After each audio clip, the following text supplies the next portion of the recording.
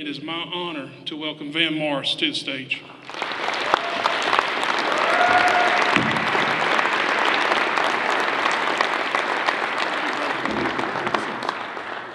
All right, how's everybody feeling today? All right, that wasn't too bad. Well, listen here, I served in Afghanistan, and I received the warmer welcome from the Taliban and Al Qaeda. Now listen, you're living in the best country on the planet. How are you feeling today? All right, welcome everyone. Thank you all for being here today. I bring you greetings from the beautiful city of Tampa, Florida, and I'm delighted to be here. And I don't see him now, but my brother is here with me. So he came from, there he is, right there. My brother David is here from California. Let's give David a hand for being here today. Thank you, David, coming on out from California. And we're delighted to be a part of the family here today. As Bobby said, I stand before you today to provide your keynote address, and I'm going to attempt to do this for about an hour without looking at any notes, without getting behind that podium. I want to really speak to you from my heart so that we can just connect in a very special way. So in addition to doing the keynote address, what I want to do is I want to provide a little entertainment for you also. Is that all right? All right, so now my name is Vann Morris, so not to be confused with Van Morrison. Okay, so I'm not going to sing a little brown-eyed girl or moon dance. So we're not going to do that, but instead of that, what we're going to do is I'm going to recite 2 poems for you. And one of them is 300 words, so I'm going to try to recite that from memory. And then the last poem is 800 words, so I'll try to do that from memory too. So you're going to get a poem, then my address, which is basically going to be me telling my story, and then we'll end it all with the last poem. These 2 poems are patriotic in content, and they are personifications of the United States flag. So if our flag could speak, what would it say? And we'll get more into that in just a little bit. So we've got a lot to cover, doesn't have a lot of time, so let's get right to it. So your theme for today is going to be being the best version of yourself. Or put it directly to you or me, be the best version of yourself.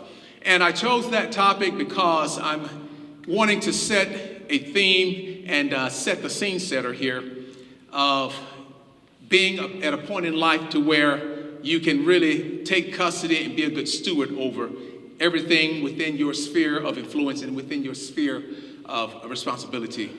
Now, when you are the best version of yourself, every group and every community that you are involved in is better. Conversely, if you're the worst version of yourself, then those groups and those communities are a little bit worse. Can you imagine being a dad and you're the worst version of yourself? Now you know the children are going to be impacted by that.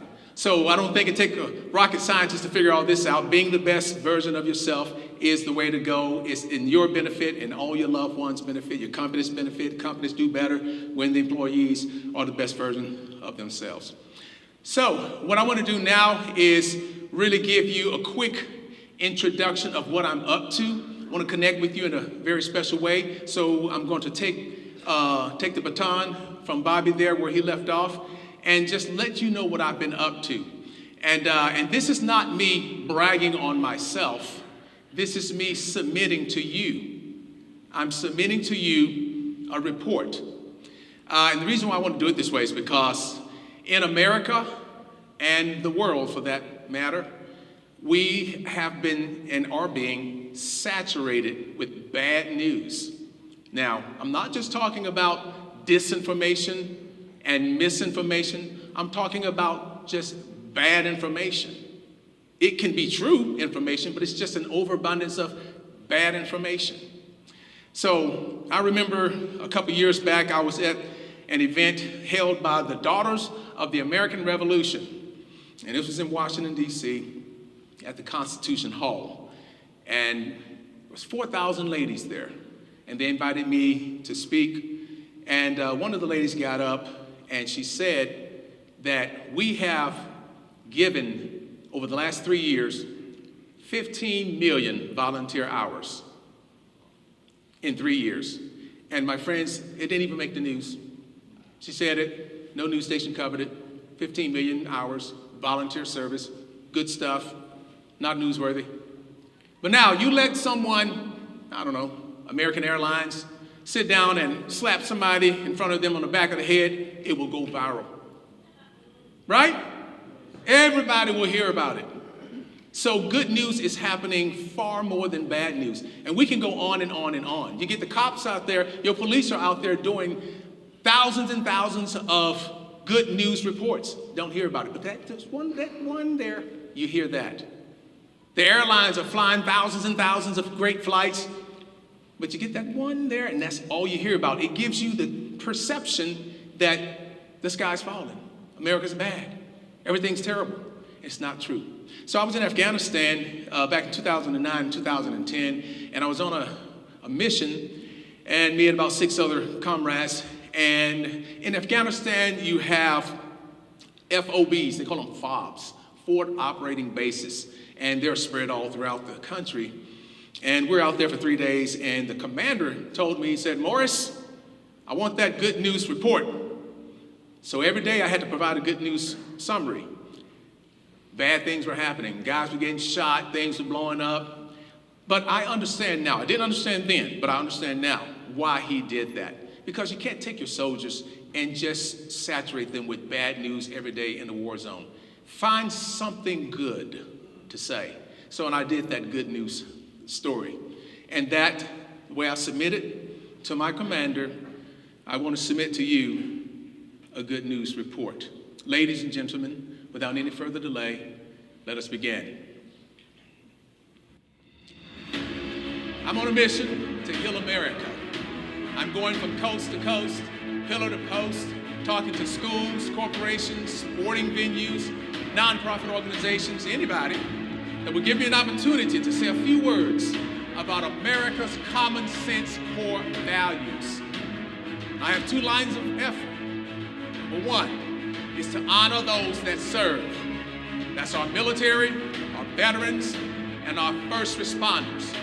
Line of effort number 2 is to teach our children the value of freedom.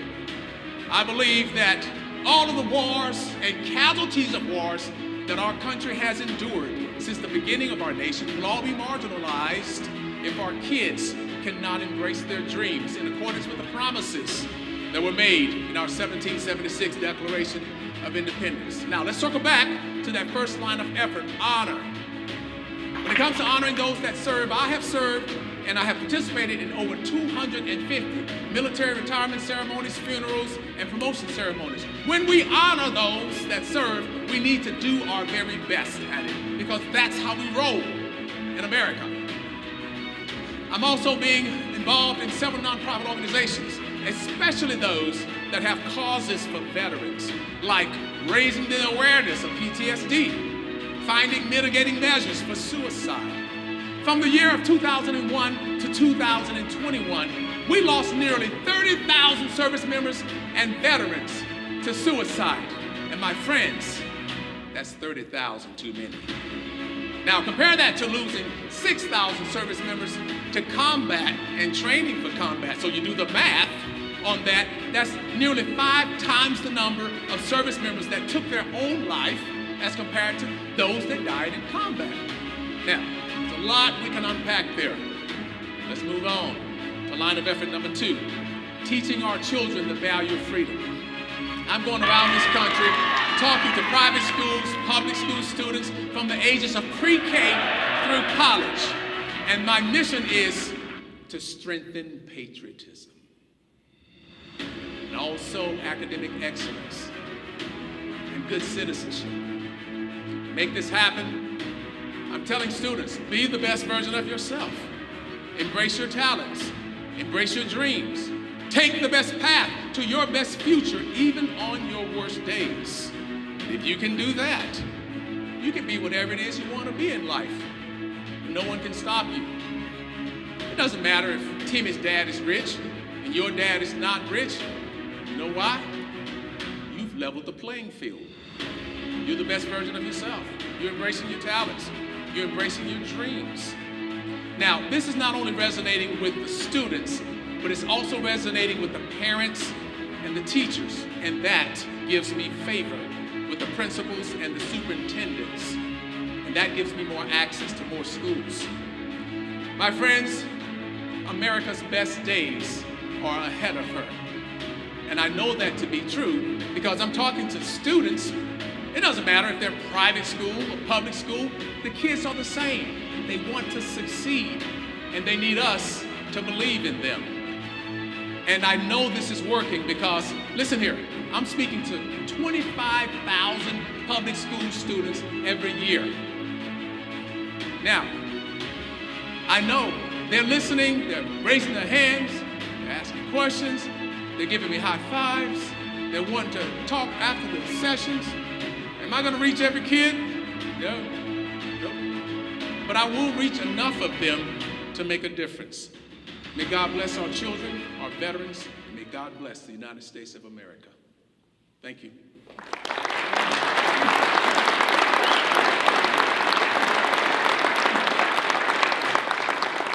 I'm so serious about our kids. I served in the military for 26 years. I'm still serving in the government as a contractor, training, coaching, and teaching our elite forces, Navy SEALs, Green Berets, Army Rangers, Marine Corps Special Forces, Air Force Special Forces, and Space Force. That's in Tampa, Florida. Four-star general down there, General Brian Fenton. And I love service after service. So I'm a veteran that just keeps on giving. And this is what God has led me to do, and I humbly do it. And as long as I got friends like you out there supporting, I'll continue to move forward. So let me tell you what the United States strategic message is. We have one. Now, you probably haven't heard this administration say it. The last one hadn't said it. You probably never heard it from any president or any leader, governors. It's implicit, but it's actually a thing. All right, and the military knows it, and so I'll just tell you what the overarching message is for the United States. Now, I'm not saying we live up to that. I'm simply saying we have a message, okay, that we attempt to live up to. So I want to make sure I put that caveat there. All right, or this disclaimer. Now, the message is any people or country that aligns themselves with the United States of America has made a great choice, period. Say that again. Any people or country that aligns themselves with the United States of America has made a great choice, period. And you will never see our military do anything intentionally to contradict what I just said. Sometimes you'll see the military do something like, why are they doing that? They're simply trying to comply with America's strategic communications message. If you align yourself with the United States of America, you made a great choice. Now, I say that to say this to you. Put that in your perspective at your company, in your household. You want any affiliates, whether it's a supplier or installer or it's a boss, it's an employee. You want others on the distant end to think, aligning myself with you was a great choice. You want customers that receive service from you to think, I'm so glad I aligned myself with you. That was a great choice. It's a simple message, but it's really hard to do. That's the message for relationships. That's the message for companies. That's the message for the military. That's the message that we project outwardly as a nation. We project that outwardly. So we want to make sure that our alignment is nice on the outside. But guess what? That doesn't really do a lot for the inside. I think you kind of hit on that a little bit. So you also have to kind of have that internal alignment. So yeah, America wants the countries on the outside to want to be aligned with us. But what about the inside? Inside alignment. Sometimes there's an internal struggle. So if we're talking about being the best version of yourself, not only do you want the external things to align, but you want the internal. So some of the internal struggles that we have is patriotism. Have some people are patriots and some are not. We have a unity problem right now. The country is divided. Some say, well, that's the perception. Okay. We have a lot of issues with our law enforcement. We have people thinking that law enforcement is bad. We need to defund the police, or we need to do this, we need to do that. there's some alignment that we need to take place. So I'm going to say this. The last time that America was aligned, if I can use that phrase, where we were together, we were united. When was that? Somebody shout it out. 9/11. 9/11. That's right. What happened during 9/11 that showed that unity? You had people that had vehicles, and they were allowing people to just pile into those cars like sardines and take them to a safe place. They didn't know these people, strangers. There was no Uber going on back then, but people were behaving like Americans. You had folks with yachts. They would have droves of people coming in, strangers right off the street, just flooding their yachts, taking it, as far as they could, as many as they could, and getting them out of there. You saw America be the best version of themselves. Even the president, it came down to Manhattan, Lower Manhattan, and spoke. Didn't matter if you were Republican, Democrat, white, black, it didn't matter. They all rallied behind the president. And patriotism was where you think it should always be. That America still exists today. We haven't been tested, but that's where we are today. I believe that. America always responds when it really needs to. So, this next poem I want to do for you now is really using 9/11 as a focal point to drive that point home about patriotism, unity, being the best version of yourself. When you get a 911 call, the dispatch officer doesn't say, did you pay your taxes for the year? Well, are you a Democrat, Republican? What? They don't say that. They answer the call. During 9/11, the police and the fire department, they were running one way and everyone else was running the other way from the calamity. Fire Station 10, that's the one fire station, the only fire station that's inside of the World Trade Center compound there in Lower Manhattan. Oh, they were waxed. And the cops that were there, the local police, they were going into the buildings. And once they get 4, 5, 6 people, good job. Congratulations. Now your reward is to go back and get some more. And they had to keep going until they lost their lives. Those police, those firefighters, those Americans, they were the best version of themselves. And that's who we are right now as a people. Don't worry about what you're hearing on the news, from the left or the right. I'm telling you today that America is the best country on the planet. So I'm going to do a personification of the flag. And this poem, I want you to just sit back and enjoy it. It's called The Fight Continues. Ladies and gentlemen, without any further delay, let us begin. Now hear the story. The 9/11 story is spoken by the United States flag. The flag is also known as the Star-Spangled Banner. Some call it the Stars and Stripes. It's known overseas as the Beacon of Hope, and it's known right here locally as Old Glory. And this is the Old Glory's 9/11 story. The flag said, I was up in the morning with the rising sun, reminding myself that my colors do not run. And just as the morning dew began to dry on the trees, I looked up and I could see on the horizon, I could see it, and I knew right away that the fight continues. But I will not lose unless I forget. But I will never forget because I was there. I saw my people taking flight for business, thinking they were boarding an aircraft, but they were boarding a missile. I was there when the plumes of black smoke filled the air, marking the buildings no longer there. I saw my fellow countrymen close their eyes wanting to pray, but I knew that they did not know what to say. God would have to interpret their hearts on that day. I was there when rapidly expanding pulverized cement blanketed Lower Manhattan, forcing the civilians and the first responders to run in opposite directions. And the fight continued. And on that soot-covered black tar, the dead were not just victims, they were casualties of war.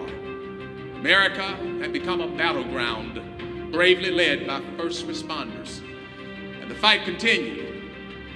And then I saw my people in spite of this calamity. They put their differences aside. They worked together. Cars, boats, bikes, and trains were all utilized to help people get to a safer place. There were no strangers on the streets. Everyone were like fellow comrades that you wanted to meet. Patriotism was at an all-time high. An all-time high. That is why I put the world on notice, saying America will protect her people. America is a blessed nation. America loves to prey, but America's not the prey. We are the predator. You can read between those lines. Never forget that I am the flag of the United States of America, but you can call me Old Glory. May God bless the families of the victims of 9/11. And remember this, my colors do not run. Thank you.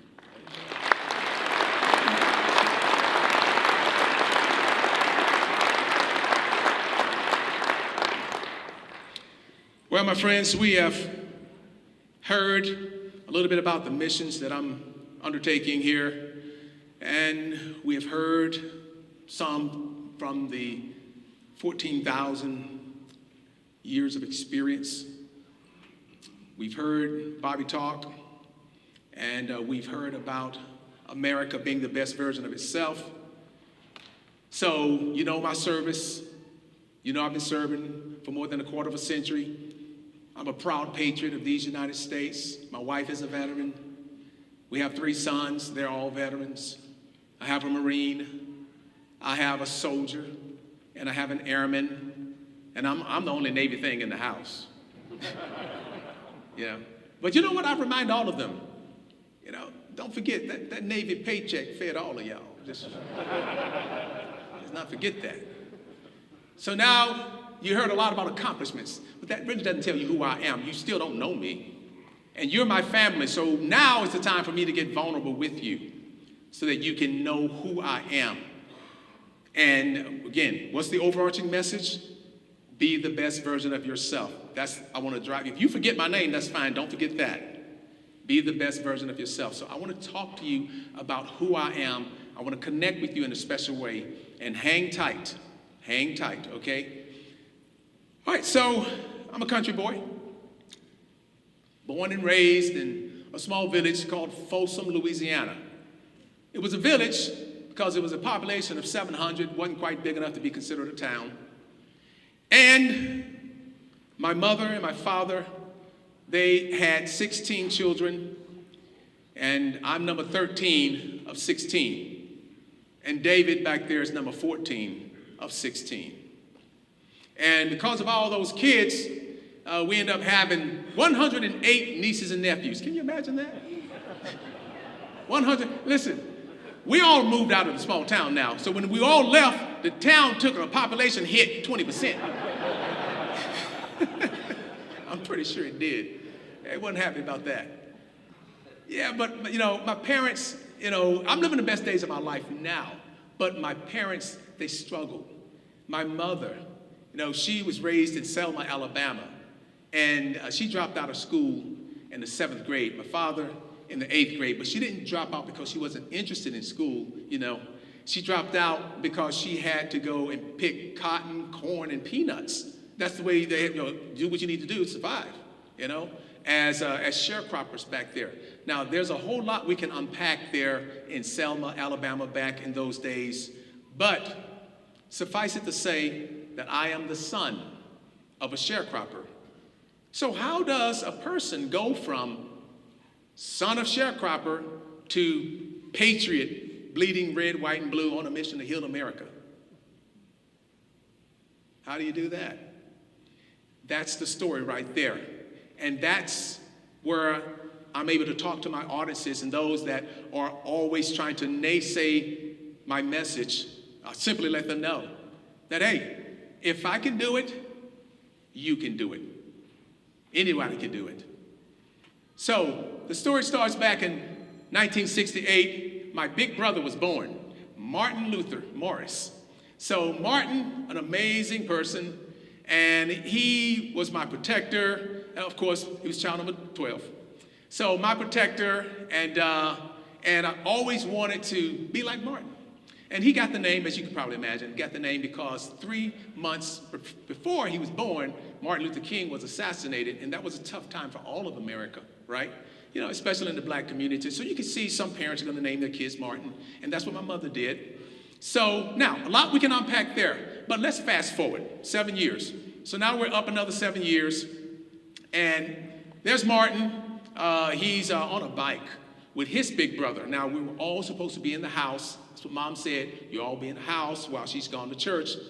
And so 2 kids slipped out. Martin and his older brother slipped out. And they went to go to the local general store 2 miles up the road. So they were crossing the road on the bike. And this is one bike, by the way. And the older brother, he's 14, so he's paddling the bike, standing. And the younger kid is just kind of on the seat. You've seen kids do that before, right? So that's the deal. And they're crossing the street, and the bike gets hit. And the guy paddling the bike, he jumped off, legs broke, so he survived, but Martin did not. Martin did not survive.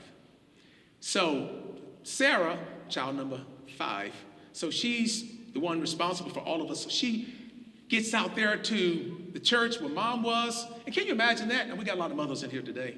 Can you imagine that? She gets out there to the church, and small church, and she opens up the double doors, and there was Mom leading praise and worship. Mom was leading praise and worship service. And Sarah was in tears, and she goes up to Mom. Mom knew something was wrong, and she tells her, Martin is dead in the street. Man, listen, you can imagine what a mother would do. Listen, we didn't have a new car, but we had a car that would move. And it was an old car. It was an Oldsmobile Delta 88, but that thing had a 350 engine in it. And boy, if you hit it, them 4 barrels would open up. That dirt road was speed limit 25. She was going 75 miles an hour in the 25 zone, fishtailing all the way. She got there and saw her son. Now, we never found out who had did it. We never found out. So a lot we can say about that, but let's advance another 7 years. So there I am. Martin's been gone for 7 years, and now I'm in the 7th grade. So I'm in the 7th grade, and the principal comes in the classroom. Morris, you, and you. Called 4 of us. Let's go. Need you guys to go with the local farmer, and you're going to go and help some guys with the hay bale in there. So we got out of class Tuesdays and Thursdays, every other Tuesday and Thursday, for 6th period and 7th period. So that's 4 times a month you're out of school. So we were missing math and English. I didn't think much of it. You know, the principal said do it, so you kind of did it. Now, I flunked, so I had to do 7th grade again, right? So there I am, 7th grade again, and the teacher, I was a little chatty, whispering to another student there, and the teacher caught me. And he said, Morris, because you know they'll call you by your last name. Morris, I told you to shut up. You see, Morris, you're never going to be anything in life. And matter of fact, you're not even going to be as much as your dad is right now. Your dad is not doing much in life, and you're not going to do half of what he's doing. So that teacher embarrassed me in front of all 35 students. He insulted me, and then he insulted my father. I was so proud of my dad. I mean, he raised 16 kids. You know, he was a truck driver for a bobtail truck, delivering lumber regionally. So I was proud of him, but he wasn't making the money that this teacher thought he should be making. So, but my parents always told me, do not disrespect adults. Be respectful. Yes, sir. No, ma'am. Even if they're being disrespectful to you, we were raised to be respectful. So I just kind of put my head down, and I was hoping that the teacher would just stop, and he did. He moved on. So a lot we can say about that, but let's move on. 7 more years. So there I am in the Navy, 7 years later. I joined the Navy, and I didn't join the Navy because I was a patriot. I joined the Navy because I didn't have a job, and I was laid off in the San Francisco Bay Area. So I wanted to be an electronic technician, and the Navy said they could do it, and I said, okay. It wasn't really that I was willing to die for other people or that I was loving my country. And I want to just really be vulnerable with you all today. I know we have a lot of veterans here who love their country as much as I do, but not everyone that joins the military is a patriot. Sometimes people join the military, like me, you join because there's something to gain, like a job, certification, or some kids join because they are promised college. Some people join the military and they're not citizens, right? They have the green card, but they're not a U.S. citizen. And some of those are patriots, even though they're not citizens, but not all of them are. So that's my point. Not everybody that joins the military is a patriot. Okay, so let's just say Vann was not a patriot. I was in it because of the deal. Okay, so then I get a phone call from my sister Mary, and she says, hey, they found out who killed Martin. I said, what? So she told me the story, and the bottom line to the story is there was this guy. He was in the hospital, ICU, and he was given 3 days to live. 3 days to live. And he was a man of God, and this was eating him up alive. He was eating him up alive. So he wanted to have a chance of making it into heaven. So what he did was he simply said to the nurse, hey, I need Miss Daisy. So he got Daisy, my mom, on the phone, and he talked to her, my mom, and he got right to the point. And he told her what he had done. My mother, like any mother would do, she went down crying, and she asked him, why did you do it? And he explained it, why he did it. And then my mother had one more question for him. She said, do you mind if I pray for you? He didn't expect that. And he said, yes, please. My mother prayed for him, knowing now, understand this, she knew that he did it, and she knew that he waited until the last part of his life. Now, he can't be arrested now, you're in ICU. So it was kind of a selfish thing. She knew that, and he wanted to get to heaven. It wasn't about her, it was about him getting to heaven. She knew all of this, but she still prayed for him. She prayed a prayer of love, compassion, and strength. I don't know how many people in America today or on the planet today would have their son deliberately, intentionally run over. He did it on purpose. The kid's back was broken and his neck was snapped. How many moms would do that? This lady was the best version of herself. She prayed to God a prayer. She was an advocate for him. So imagine you're listening on the phone and she's an advocate for you. So people tell me all the time, well, I wouldn't have done that. I wouldn't have forgiven him. It's like, you know what? I'm simply trying to be the best version of myself. I know what my parents taught me. You know what that is? They said, do not see an action of one person and then attribute that to an entire ethnicity. If you do that, you're going wrong. There's nothing right about that. It's about as simple as that. So if you ask me, was it bad vehicular manslaughter? Yeah, that was terrible. But I think the man made it to heaven. I do. I think. Not because of anything he did necessarily, but I think it's because of what my mother did. She petitioned to God. And I just believe that if I was God and I hear my daughter petitioning like that, I'd be like, all right, bring him home. His grace is sufficient. That's the bottom line there. So, I'm in the Navy. I'm an E2. I got all that baggage. Okay, a lot of baggage there, people. There's a lot of trauma in my life. Are you guys tracking me here? A lot of trauma. So then I'm in the classroom there. I'm in submarine school, E2. And the instructor, we call them proctors. The proctor comes in and he says, all right, guys, listen up. This is submarine school. Submarine school is one of the most difficult schools in the military. And it's only guys. At that time, it was no women in submarines. So he said, hey, guys, listen up. If I call your name, you stand fast. Stay in your seat. If I don't call your name, you're free to go on liberty. So what the guy's thinking like, woohoo, man, not call my name and we're out of here. Okay? So, and he called 12 names, and guess what? You guessed it. My name was one of the 12. Man. So I got to sit here. And so the instructor said, all right, if I didn't call your name, get on out of here. So these guys left out. They didn't even look back to see who was left behind. But I was left behind, and 11 others. So now guess what? I'm doing the same thing you would do. You're looking around, you don't know why you're left behind, and you're looking at these other 11 people, and you're trying to see what is it in common with me and these 11 other people. I don't see anything in common. I don't know these guys, really. I don't know what's in common. And I look, I said, oh, wait a minute, we're all black. Oh, you know this is not good. Oh, my Lord. Come on, you know this can't be good. All right, so, and then he says, all right, guys, get up, and you're going to go and see the commanding officer. All right, for you military types, the commanding officer was an 06 Navy captain. That's a very high-ranking person, okay? And he was dressed in his service dress blues, brass all over the place, and we are E2s dressed in our utility uniforms, you know, and we get hauled into his office.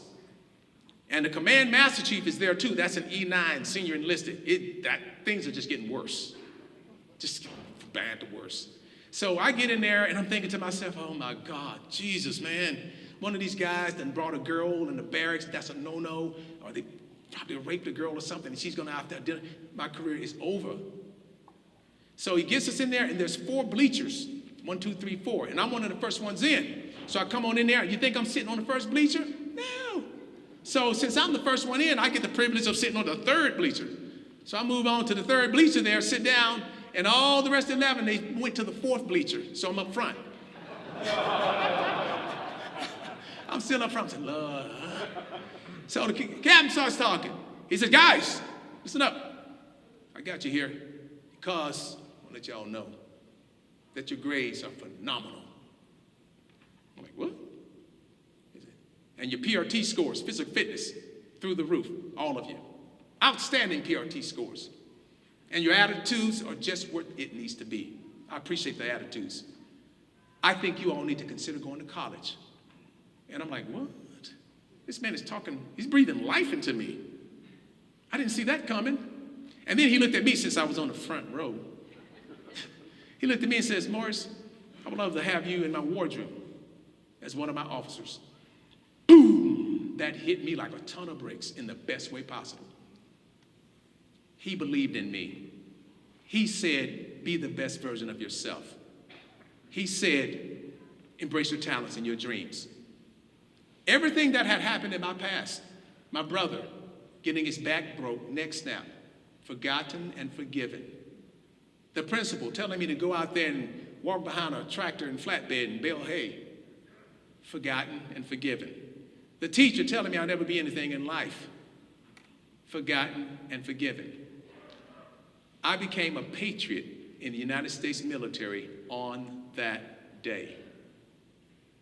And it's all because somebody else took 20 minutes to breathe life into me. And I did. I went to school. And I got a college degree, and I ended up becoming a commissioned officer, went to the Pentagon from there. But I want to say something to you all. You all are a blessing to me. You all are a family to me. And I want you today, I gave you this story so you can look under the hood and see what you're dealing with. Those 2 men, if I could find them, I would tell them, thank you. I don't know who they are. It was so long ago. They were the best versions of themselves. And if I could find them, they would tell me, man, we're just doing our job. My mother was the best version of herself. She did the right thing. She made the tough calls. She took the best path to her best future. And like I said from the beginning, if you're the best version of yourself, your kids are going to benefit from that. Your job is going to benefit from that. I'm benefiting because my mother was the best version of herself. I'm benefiting because those 2 officers were the best version of themselves. They crossed political divide, racial divide, social divide, economic divide, and left a lasting impact on me. All right, well, you guys have been wonderful. I'm going to close out with a poem. Again, this is a personification of the flag. I want you to sit back, relax, and enjoy it. Ladies and gentlemen, without any further delay, let us begin. The Old Glory presentation that you're about to witness is a time-honored tradition that symbolizes our service members, our veterans, and our first responders rise through the ranks. But most importantly, it represents their love for a nation that they so proudly served. Now, if I could get all of you to use your imagination just for one moment, imagine our flag having a personality. What type of attitude and swagger do you think it would have? Now imagine a flag having a voice. What exactly would it say to its outstanding service members, to its veterans, to its first responders? What would it say to you? Well, I would like to draw your attention to just one fact. The fact of the matter is, the United States flag is the most recognized symbol in the world: peace and freedom.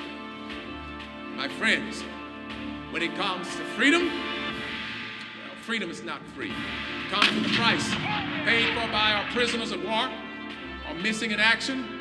We have over 80,000 missing in action personnel right now, today, by our veterans who have accumulated countless injuries and disabilities, and our outstanding service members who are serving around the globe in defense of our great nation. So let there be no doubt that I believe that if this flag could speak, it would say, I am the flag of the United States of America, but my name is Old Glory. I fly atop the world's tallest buildings, and I stand watch in America's halls of justice. I fly majestically across the great institutions of learning, and I stand guard with the greatest military power in the world. Look up and see me. I stand for peace, truth, honor, and justice. I stand for freedom. I am confident, I am brave, I am proud, and I am ready. When I am flown with my fellow banners, my head is held a little higher, and my colors are a little truer. Except for my God, I bow to no one, and I'm recognized all over the world. I am sovereign, I am saluted, I am respected, I am honored, I am loved, and yet I am feared. I have fought in every battle of every war for more than 200 years.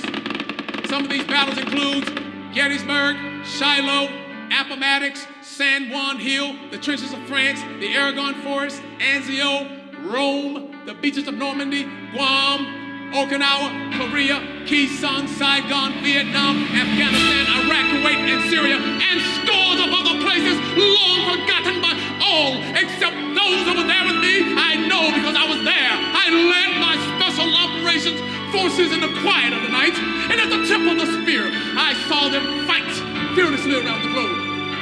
Every day of the year, I watched over them even during the casualties of Desert One, and they still love me.